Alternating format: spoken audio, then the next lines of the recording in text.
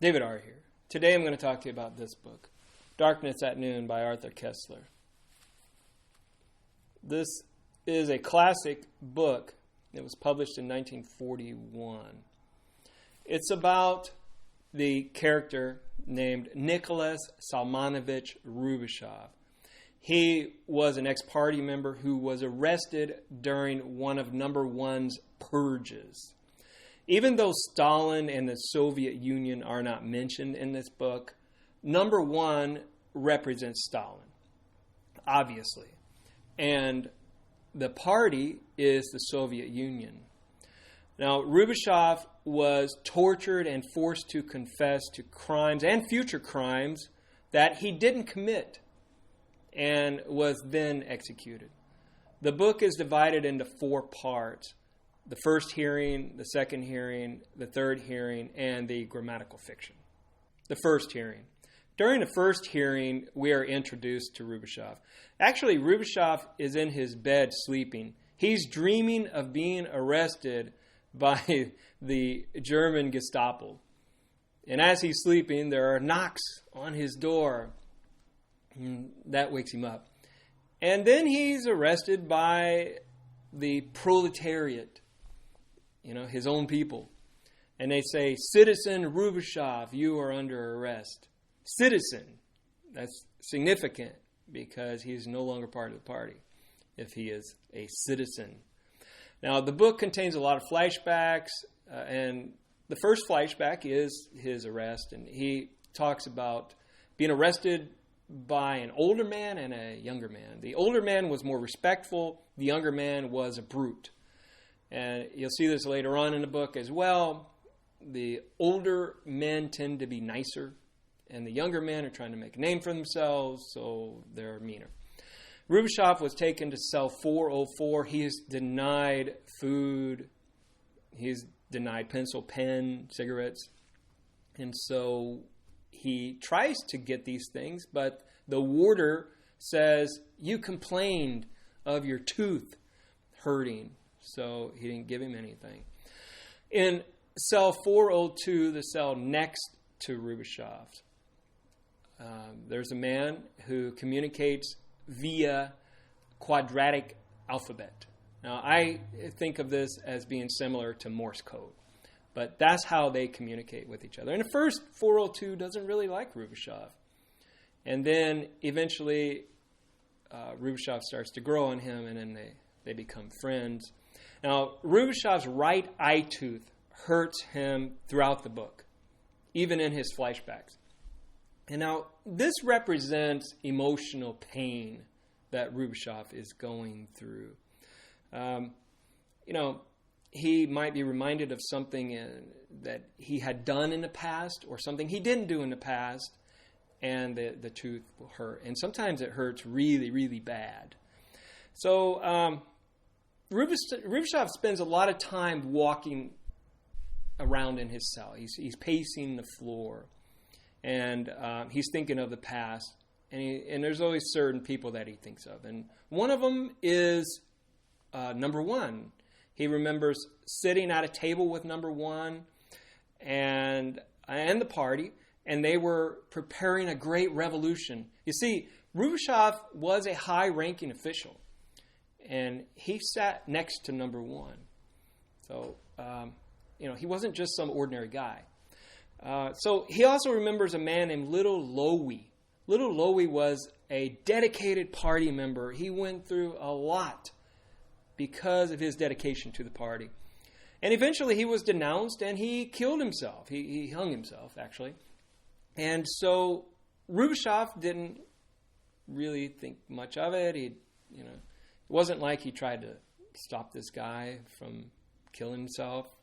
He just let it go.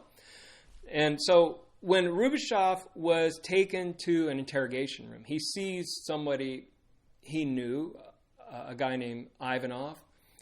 Ivanov wasn't a friend, but he was an old acquaintance of Rubashov.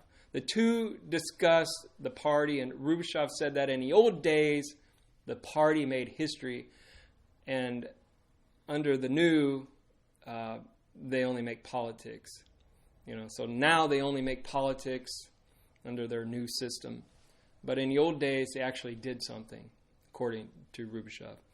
Rubashov was accused of being part of an oppositional group, but he denied it. Ivanov reminded him of a public statement he made, and Rubashov said, "You know how this sort of statement is made, or you know how this sort of statement is produced. Stop with the comedy." The second hearing.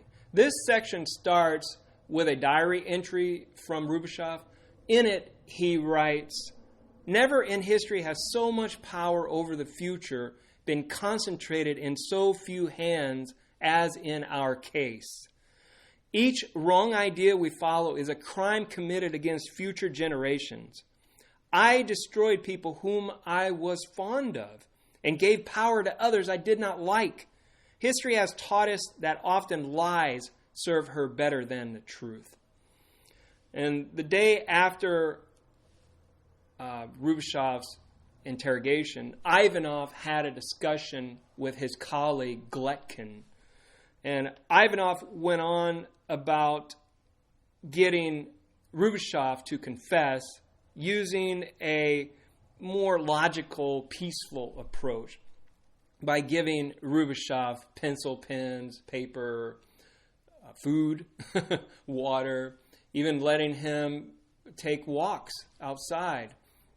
But Gletkin, on the other hand, was part of the newer generation. He was a cynic, and he wasn't so kind. He believed in a hard approach. And he even called Ivanov a moralist, which is probably a bad thing to be in that era. So Rubashov started the novel as a communist who was blinded by the ideology. At first, he didn't believe in a first-person singular because communists believe in sacrificing the individual for the party. So no matter what the party does, the party is always right. The individual is always wrong. And so he believed that the first-person singular, or I, was a grammatical fiction or a grammatical abstraction. But later, he comes to the realization that he betrayed himself and others because of this, because he didn't see the failure of the grammatical fiction. And the grammatical fiction is a fact, actually. It's not a fiction in and of itself, because we all have an inner being. We all have an I, a me, and we are important. And so he sees this, or at least he's starting to see it early on.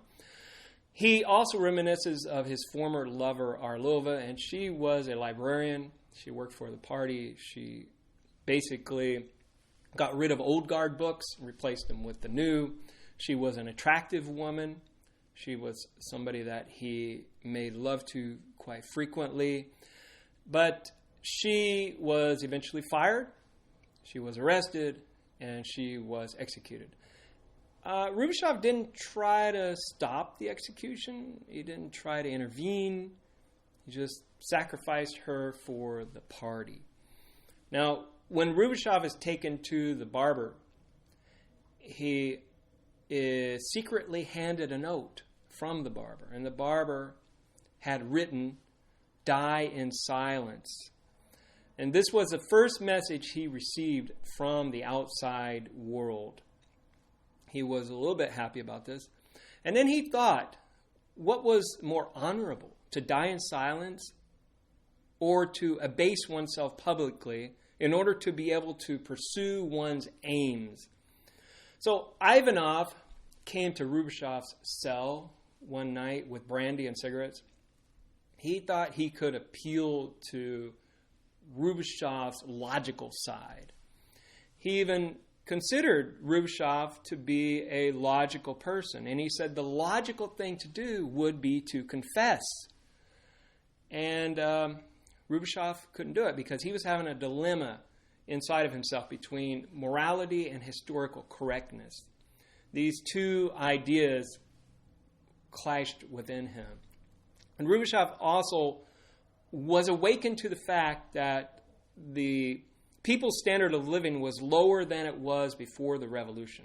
For instance, 5 million people died of starvation for the just distribution of land. Schools were teaching militarism, chauvinism, dogmatism, conformism, and ignorance. Also, freedom of the press, of opinion, were also exterminated.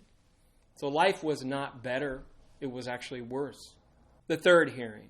Rubashov hadn't heard from Ivanov for a few days, so he was curious. And when he went to the interrogation room again, he was told that Ivanov had been arrested and Gletkin would be taken over. And Gletkin was from the newer generation of brutes. Wasn't a nice guy. So the interrogations were absurd. Did Gletkin really believe that Rubashov had planned those childish plots? That for years he had thought of killing number one and destroying the party? Rubashov helped build the party.